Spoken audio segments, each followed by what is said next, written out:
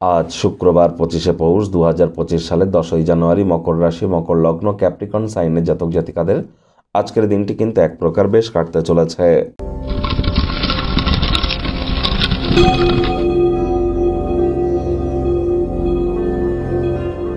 ভিডিওটির শুরুতেই আপনারা দেখতে পাচ্ছেন ভগবান হরিবিষ্ণুর একটি মন্ত্র, ওম নমো ভগবতে বাসুদেবায় নমঃ।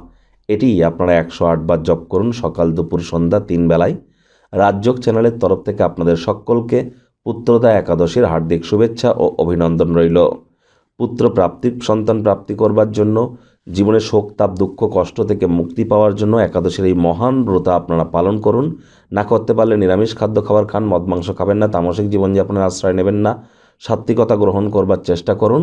আর যারা ভগবান শ্রীকৃষ্ণের ভক্ত আছেন তারা বলুন, হে কৃষ্ণ করুণা সিন্ধু দীনবন্ধু জগতপতে গোপেশ গোপিকাকান্ত রাধাকান্ত নমস্তুতে।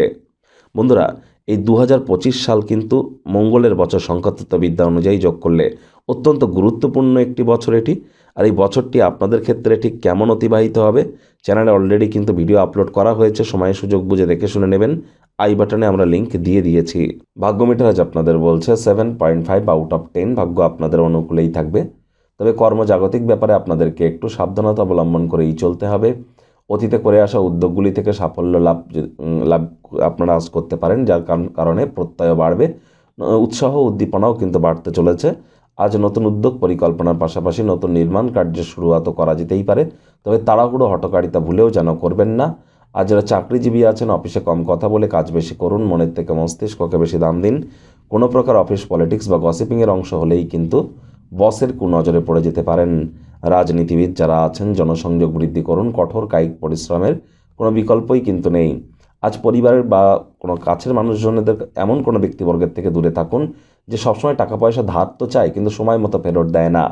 শিক্ষার্থী বিদ্যার্থীরা যে কোনো প্রকার পরীক্ষা প্রতিযোগিতায় সফলতা অর্জন করবেন। উচ্চশিক্ষার জন্য যারা বিদেশ যাত্রার কথা ভাবছিলেন, ভাগ্যদেবীও আজ আপনাদের পক্ষেই আছেন। সন্ততি থেকে থাকলে তারাও তাদের কৃতিত্বের দ্বারা আপনাদেরকে গর্বিত অনুভব করাবে। হাউস ওয়াইফদের জন্য দিনটি এক প্রকার বেশ।